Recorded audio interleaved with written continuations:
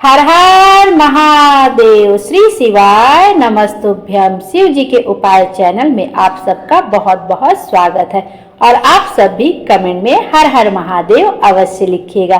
सावन का पावन महीना शुरू हो गया है जो कि इस बार 11 जुलाई से लेकर 9 अगस्त तक रहेगा। श्रावण मास में भगवान शंकर की पूजा आराधना करके श्रावण मास के महात्म का श्रवण करने से हमें मनोवांछित फल की प्राप्ति होती है। सबसे पहले हम श्रावण मास के पौराणिक कथाओं का श्रवण करेंगे, उसके बाद श्रावण मास के पहले अध्याय का श्रवण करेंगे, उसके महात्म का। तो आइए सबसे पहले श्रावण मास का इतना ज्यादा महत्व क्यों है वह जान लेते हैं। श्रावण अथवा सावन हिंदू पंचांग के अनुसार वर्ष का 5वां महीना पड़ता है। इसे वर्षा ऋतु का महीना या पावस ऋतु भी कहा जाता है क्योंकि इस समय बहुत वर्षा होती है। इस माह में अनेक महत्वपूर्ण त्योहार मनाए जाते हैं जिसमें हरियाली तीज, रक्षाबंधन, नाग पंचमी आदि प्रमुख है। सावन माह में भगवान शिव की आराधना का विशेष महत्व होता है।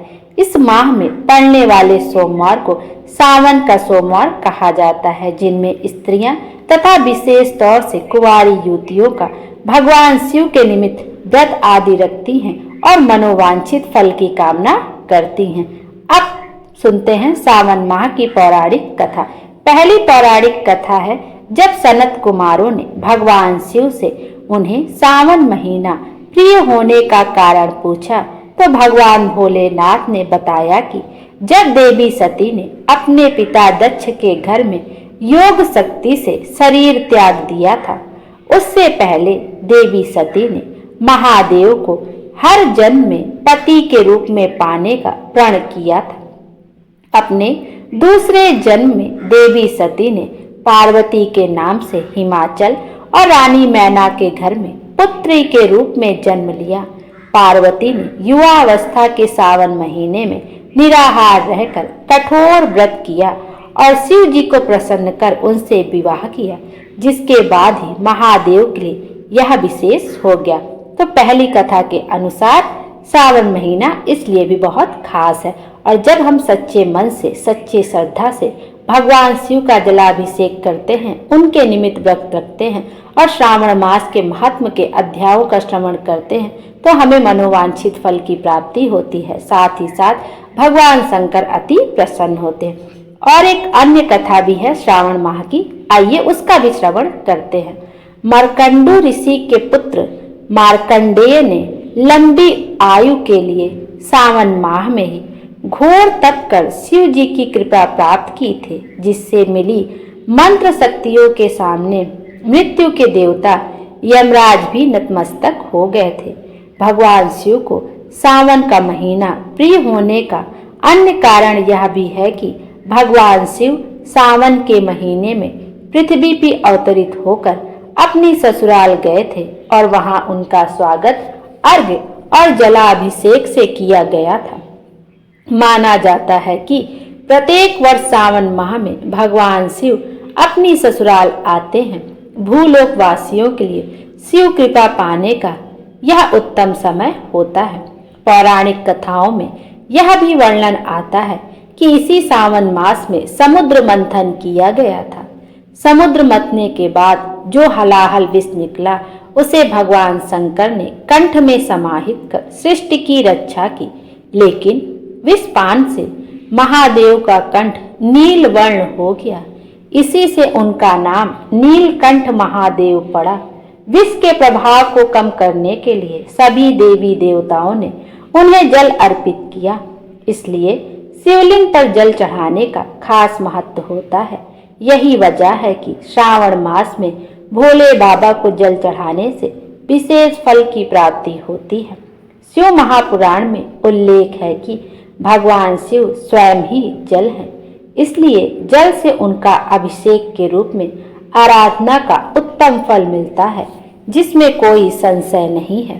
शास्त्रों में वर्णित है कि सावन महीने में भगवान विष्णु योग निद्रा में चले जाते हैं, इसलिए यह समय भक्तों, साधु संतों सभी के लिए अमूल्य होता है। यह 4 महीनों में होने वाला एक वैदिक यज्ञ है, जो एक प्रकार का पौराणिक व्रत है जिसे चौमासा भी कहा जाता है। तत्पश्चात सृष्टि के संचालन का उत्तरदायित्व भगवान शिव ग्रहण करते हैं, इसलिए सावन के प्रधान देवता भगवान शिव बन जाते हैं। आइए अब श्रावण मास में पहले अध्याय का श्रवण करते हैं। आइए श्रावण मास महात्म का पहले अध्याय का श्रवण करने से पहले हम यह भी जान लेते हैं कि भगवान शंकर को ऐसी कौन सी चीज समर्पित करनी चाहिए जिससे हमारी सभी मनोकामना पूर्ण हो जाती है। वैसे तो भगवान शंकर को एक लोटा जल भी हम सच्ची श्रद्धा से समर्पित करते हैं तो हमें करोड़ों गुना फल मिलता है। शिवलिंग पर बेलपत्र तथा समीपत्र चढ़ाने का वर्णन पुराणों में किया गया है। बेलपत्र भोलेनाथ को प्रसन्न करने के लिए शिवलिंग पर चढ़ाया जाता है। आप जल के साथ भोले बाबा को आग का एक फूल शिवलिंग पर चढ़ाने से सोने के दाने के बराबर फल मिलता है। 1000 आग के फूलों की अपेक्षा अगर आप एक कनेर का फूल चढ़ाते हैं तो आपको 1000 कनेर के फूलों की चढ़ाने की अपेक्षा एक बिल्व पत्र से दान का पुण्य मिल जाता है। 1000 बिल्व पत्रों के बराबर एक दूण या गुमा फल फलदायी होता है। 1000 गुमा के बराबर एक चिचड़ा, 1000 चिचड़ा के बराबर एक कुश का फूल और 1000 कुश फूलों के बराबर होता है एक समी का पत्ता। 1000 समी के पत्तों के बराबर है एक नीलकमल। 1000 नीलकमल से ज्यादा होता है एक धतूरा और 1000 धतूरों से भी ज्यादा एक समी का फूल यदि हम भोले बाबा को समर्पित कर देते हैं तो वह हजारों करोड़ों गुना पुण्य देने वाला होता है। और यदि हम सच्ची श्रद्धा से एक समी का फूल एक लोटा जल चढ़ाने के बाद शिवलिंग पर एक समी का फूल समर्पित कर देते हैं तो हमें मनोवांछित फल की प्राप्ति होती है और हजारों करोड़ों गुना हमें पुण्य फल प्राप्त हो जाता है। आइए अब श्रावण मास महत्तम का पहले अध्याय का श्रवण करते हैं।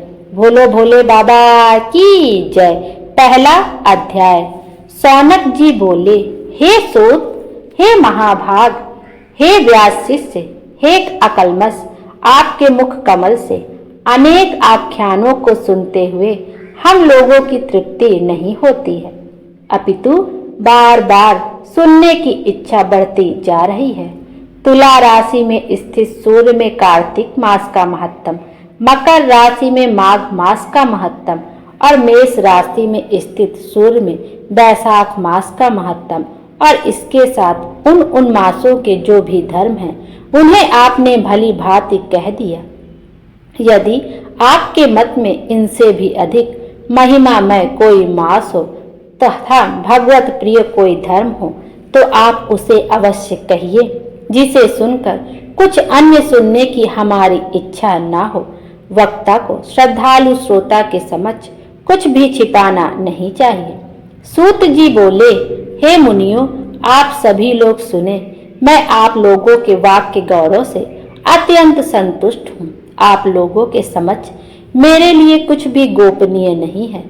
दंभ रहित होना, आस्तिकता, सठता का परित्याग, उत्तम भक्ति, सुनने की इच्छा, विनम्रता, ब्राह्मणों के प्रति भक्ति परायणता, सुशीलता, मन की स्थिरता, पवित्रता, तपस्तुता और अनसूया, ये श्रोता के 12 गुण बताए गए हैं। यह सभी आप लोगों में विद्यमान है। अतः मैं आप लोगों पर प्रसन्न होकर उस तत्व का वर्णन करता हूँ। एक समय प्रतिभाशाली सनत कुमार ने धर्म को जानने की इच्छा से परम भक्ति से युक्त होकर विनम्रता पूर्वक ईश्वर भगवान शिव जी से पूछा। सनत कुमार बोले, योगियों के द्वारा आराधनीय चरण कमल वाले हे देवदेव, हे महाभाग, हमने आपसे अनेक व्रतों तथा बहुत प्रकार के धर्मों का श्रवण किया है, फिर भी हम लोगों के मन में सुनने की अभिलाषा है। 12 मासों में जो मास सबसे श्रेष्ठ, आपकी अत्यंत प्रीति कराने वाला, सभी कर्मों की सिद्धि देने वाला हो और अन्य मास में भी किया गया कर्म यदि इस मास में किया जाए तो वह अनंत फल प्रदान कराने वाला हो। हे देव, उस मास को बताने की कृपा कीजिए। साथ ही लोकानुग्रह की कामना से उस मास के सभी धर्मों का भी वर्णन कीजिए। ईश्वर बोले, हे सनत कुमार, मैं अत्यंत गोपनीय भी आपको बताऊंगा। हे सुभद्र, हे विधि नंदन, मैं आपकी श्रवण इच्छा तथा भक्ति से अत्यंत प्रसन्न हूँ। 12 मासों में श्रावण मास मुझे अत्यंत प्रिय है। इसका महात्म सुनने योग्य है, अतः इसे श्रावण मास कहा गया है। इस मास में श्रवण नक्षत्र युक्त पूर्णिमा होती है, इस कारण से भी इसे श्रावण कहा गया है। इसके महात्म के श्रवण मात्र से यह सिद्धि प्रदान करने वाला है, इसलिए भी यह श्रावण संज्ञा वाला है। निर्मलता गुण के कारण यह आकाश के सदृश, इसलिए नभा कहा गया है। इस श्रावण मास के धर्मों की गणना करने में इस पृथ्वी लोक में कौन समर्थ हो सकता है। जिसके फल का संपूर्ण रूप से वर्णन करने के लिए ब्रह्मा जी 4 मुख वाले हुए, जिसके फल की महिमा को देखने के लिए इंद्र 1000 नेत्रों से युक्त हुए, और जिसके फल को कहने के लिए शेषनाग 2000 जीवाओं से संपन्न हुए। अधिक कहने से क्या प्रयोजन, इसके महात्म को देखने और कहने में कोई भी समर्थ नहीं है। हे मुने, अन्य मास इसकी एक कला को भी नहीं प्राप्त होते हैं। यह सभी व्रतों तथा धर्मों से युक्त है। इस महीने में एक भी दिन ऐसा नहीं है जो व्रत से रहित दिखाई देता हो। इस माह में प्रायः सभी तिथियां व्रत युक्त हैं। इसके महात्म के संदर्भ में मैंने जो कहा है वह केवल प्रशंसा मात्र नहीं है। आर्तों, जिज्ञासुओं, भक्तों, अर्थ की कामना करने वाले, मोक्ष की अभिलाषा रखने वाले और अपने अपने अभीष्ट की आकांक्षा रखने वाले चारों प्रकार के लोगों, ब्रह्मचर्य, गृहस्थ, वानप्रस्थ, संन्यास आश्रम वाले कोई श्रावण मास में व्रत का अनुष्ठान करना चाहिए। सनत कुमार बोले, हे भगवान, हे सत्तम, आपने जो कहा कि इस मास में सभी दिन एवं तिथियां व्रत रहित नहीं हैं, तो आप उन्हें मुझे बताएं कि किस तिथि में और किस दिन में कौन सा व्रत होता है। उस व्रत का अधिकारी कौन है, उस व्रत का क्या फल है, किस किस ने उस व्रत को किया, उसके उद्यापन की विधि क्या है, प्रधान पूजन कहाँ हो और जागरण करने की क्या विधि है, उसका देवता कौन है, उस देवता की पूजा कहाँ होनी चाहिए, पूजन सामग्री क्या क्या होनी चाहिए और किस व्रत का कौन सा समय होना चाहिए। हे प्रभु, वह सब आप मुझे बताएं। यह मास आपको प्रिय क्यों है, किस कारण यह पवित्र है। इस मास में भगवान का कौन सा अवतार हुआ, यह सभी मासों से श्रेष्ठ कैसे हुआ और इस मास में कौन कौन धर्म अनुष्ठान करने योग्य हैं। हे प्रभु, यह सब बताएं। आपके समझ मुझ अज्ञानी का प्रश्न करने में कितना ज्ञान हो सकता है, अतः आप संपूर्ण रूप से बताएं। हे कृपालो, मेरे पूछने के अतिरिक्त भी जो जो शेष रह गया हो उसे भी लोगों के उद्धार करने के लिए कृपा करके बताएं। रविवार, सोमवार, मंगलवार, बुधवार, बृहस्पतिवार, शुक्रवार और शनिवार के दिन जो करना चाहिए, हे विभो, वह सब मुझे बताइए। आप सबके आदि में आविर्भूत हुए हैं, अतः आपको आदि देव कहा गया है। जैसे कि एक की विधि बाधा से अन्य की विधि बाधा होती है, वैसे ही अन्य देवताओं के अल्प देवत्व के कारण आपको महादेव माना गया है। तीनों देवताओं के निवास स्थान पीपल वृक्ष में सबसे ऊपर आपकी स्थिति है। कल्याण रूप होने के कारण आप शिव हैं और पाप समूह को हरने के कारण आप हर हैं। आपके आदि देव होने में आपका शुक्ल वर्ण प्रमाण है, क्योंकि प्रकृति में शुक्ल वर्ण ही प्रधान है, अन्य वर्ण विकृत है। आप कपूर के समान गौर वर्ण के हैं, अतः आप आदि देव हैं। गणपति के अधिष्ठान रूप 4 दल वाले मूलाधार नामक चक्र से, ब्रह्मा जी के अधिष्ठान रूप 6 दल वाले स्व अधिष्ठान नामक चक्र से और विष्णु के अधिष्ठान रूप 10 दल वाले मणिपुर नामक चक्र से भी ऊपर आपके अधिष्ठित होने के कारण आप ब्रह्मा तथा विष्णु के ऊपर स्थित हैं।